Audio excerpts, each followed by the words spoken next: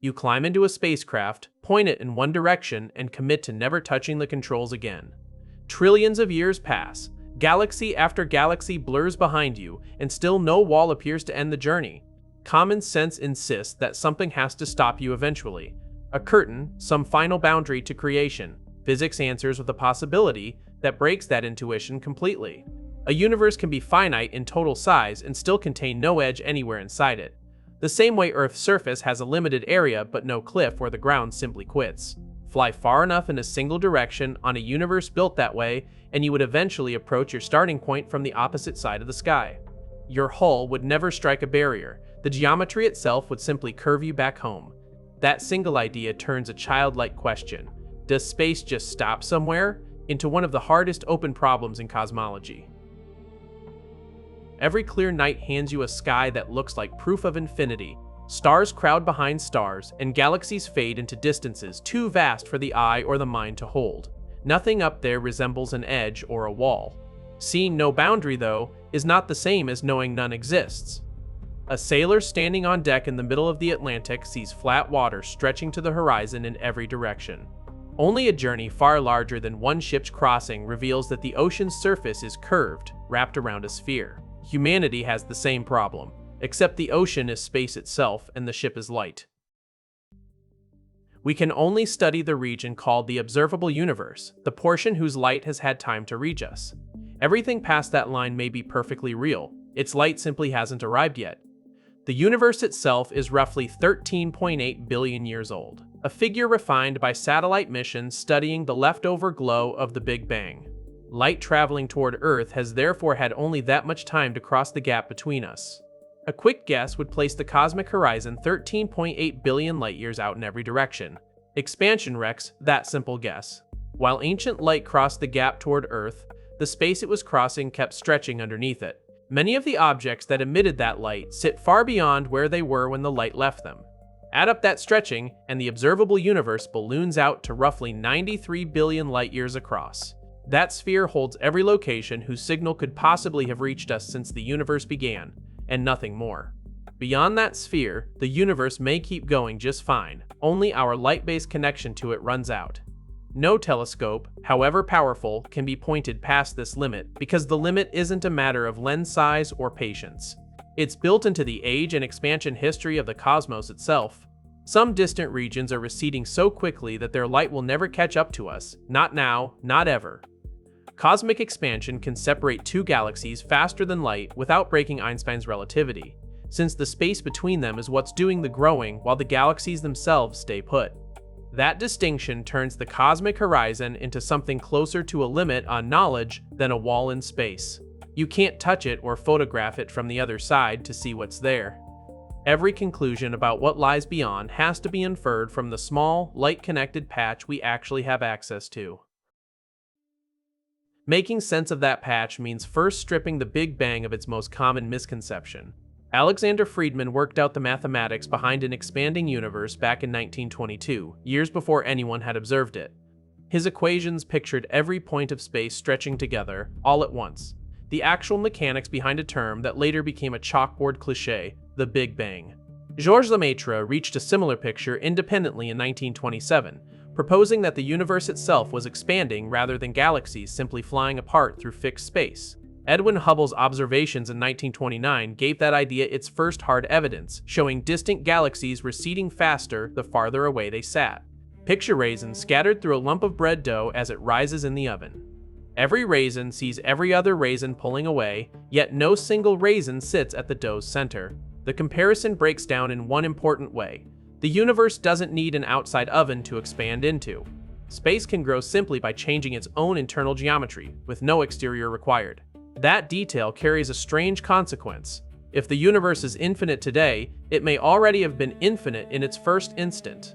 Everything inside it would have been compressed almost unimaginably close together, while infinity itself stayed exactly as boundless as ever. The Big Bang, under this view, didn't ignite at a single point. It happened everywhere across a universe that may already have had no end. None of this sits comfortably with human intuition, which evolved around objects that have edges, rooms, coastlines. Infinity isn't simply an enormous number waiting at the far end of counting. Add another trillion galaxies to it, and it doesn't grow. Subtract an equally staggering number, and it doesn't shrink. Mathematics handles that concept without flinching. Physical reality might be far less obliging. So researchers hunt for measurable properties of space that could reveal its true shape, starting with geometry. On an ordinary flat surface, two parallel lines stay the same distance apart forever, and a triangle's angles always sum to exactly 180 degrees. Draw a triangle across the curve of a sphere instead, and its angles add up to more than 180 degrees, while lines that begin parallel eventually cross. Draw one across a saddle-shaped surface, and the opposite happens. The angles fall short of 180 degrees, and parallel paths drift apart instead of meeting. Cosmologists describe the largest scale of the universe using exactly these three broad shapes: positively curved like a sphere, flat, or negatively curved like a saddle.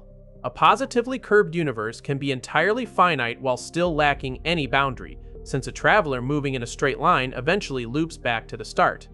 Flat and negatively curved universes, by contrast, tend to stretch on forever without folding back on themselves. Geometry alone can't finish the argument, though, because even a flat universe can be finite if it connects back to itself in the right way.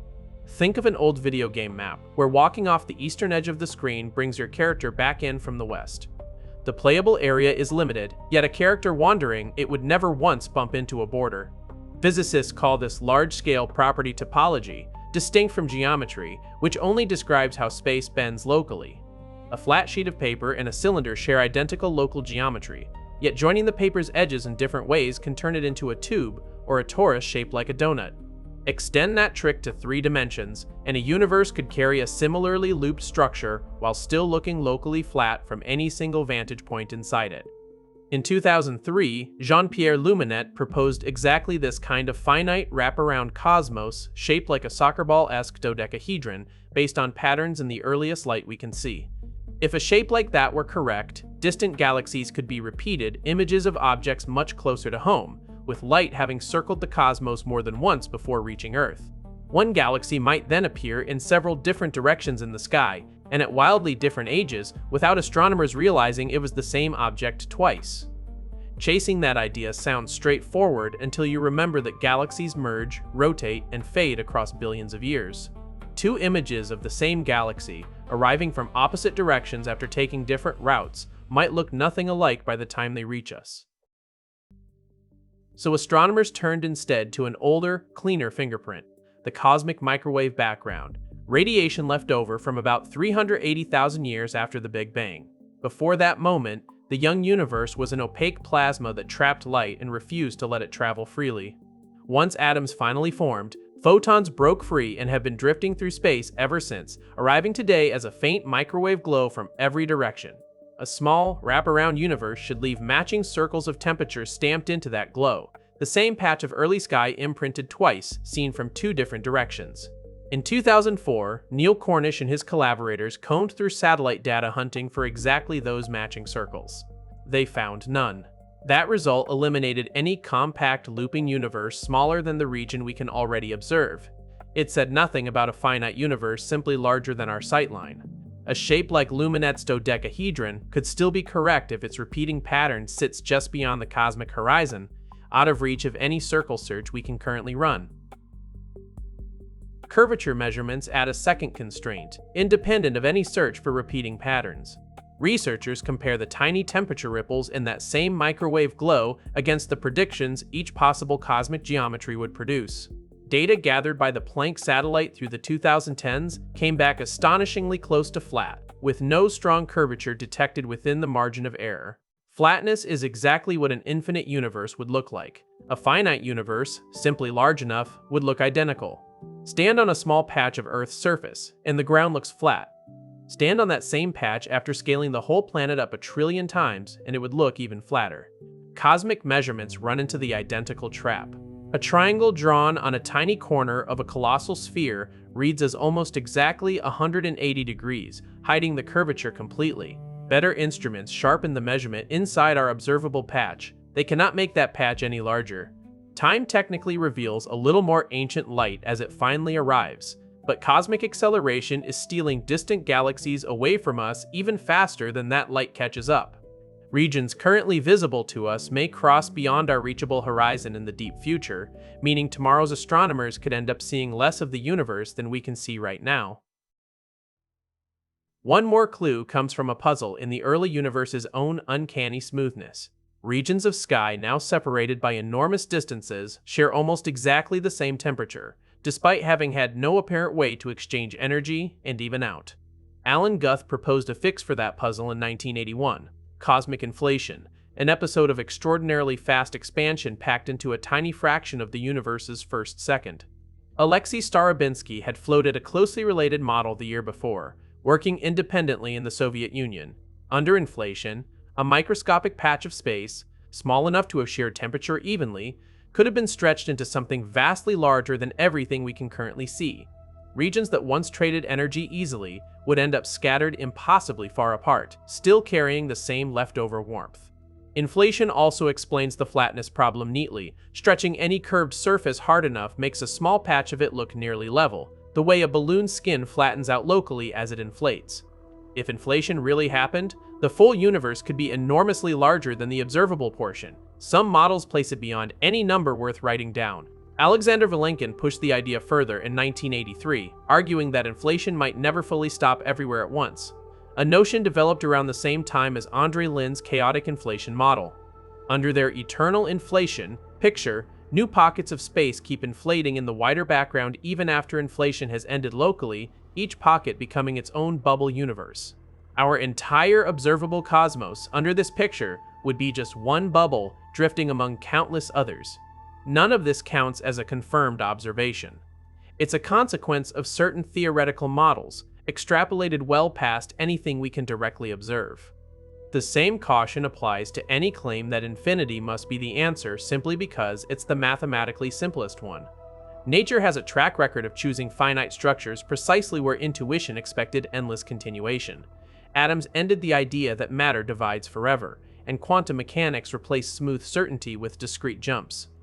Other corners of physics still lean on continuous fields and boundless space, so nothing currently forces the cosmos to be finite, and nothing observed currently proves that it's infinite either.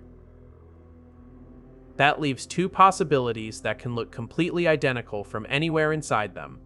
A truly infinite universe holds endlessly more space past any point you could name. Push it far enough, though, and a sufficiently enormous finite universe can mimic that same infinity across every distance we're capable of testing.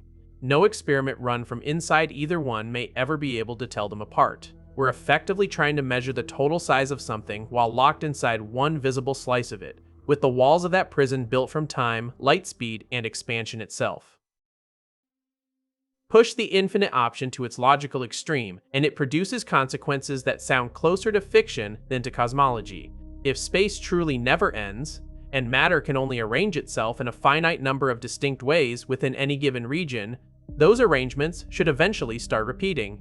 Somewhere impossibly far away, under this argument, another galaxy could resemble the Milky Way down to fine detail. Farther still, a planet might repeat an arrangement seen right here on Earth. None of that would involve fate or mystical copying. Just an unfathomably large space sampling its own possible configurations again and again. The whole argument leans on shaky assumptions about physics and probability, and no observation has ever turned up a duplicate Earth or a duplicate you. Any copy the math predicts, if one exists at all, would sit so far beyond our horizon that contact could never happen. Even genuine infinity doesn't hand every imaginable event a guaranteed appearance. Physical law still forbids the arrangements nature simply doesn't permit. A finite universe raises its own unresolved questions instead. How large is the true cosmos beyond our horizon, and which paths through it, if any, loop back to where they started? Could light already have circled the entire universe more than once on its way to us, arriving today as a familiar pattern we've mistaken for something new? Future surveys mapping galaxies and the microwave background in finer detail might catch subtle correlations that current instruments are simply too blunt to notice. Gravitational waves could eventually carry information from moments earlier than any light-based observation will ever reach. A working theory of quantum gravity might reshape what space even means at the smallest scales, dissolving the infinite versus finite question into something unrecognizable. Asking what waits beyond the universe may be the wrong question from the start. If the universe already contains every bit of physical space that exists, there's no external location left over for it to occupy. A finite cosmos, under that logic, wouldn't float inside some larger empty room the way a ball sits inside a box. Its geometry could simply be complete on its own terms, closed and self-contained, needing nothing beyond itself to make sense. Human language struggles with that idea because every object we've ever encountered sits inside something else. A cup on a table, a planet circling a star. Space itself may be the one thing that was never meant to need a container. That thought carries us back to the spacecraft, still burning fuel in a straight line after all this time. Its journey might genuinely never end if the path ahead of it truly never closes. Or, the path might curve back on itself after distances too vast for any number to capture, delivering the ship home from the opposite direction. From inside the cockpit, either version of reality would look identical for far longer than any civilization has ever survived. No distant wall will ever announce which universe the crew actually inhabits. Only geometry and the behavior of ancient light offer any clue at all. Those remain the exact same clues available to us today, still sitting at our own instruments back on Earth. Current data says the observable cosmos is remarkably close to flat, and any hidden looping shape has to be larger than the entire region we've managed to test so far. Past that boundary, certainty runs out completely. Science can rule out the smallest possible answers and describe what remains plausible. It cannot yet claim to have found the final one. Maybe the truly extraordinary fact isn't that the universe could be infinite. It's that finite creatures, standing on one small planet, ever managed to work out the shape of the question at all.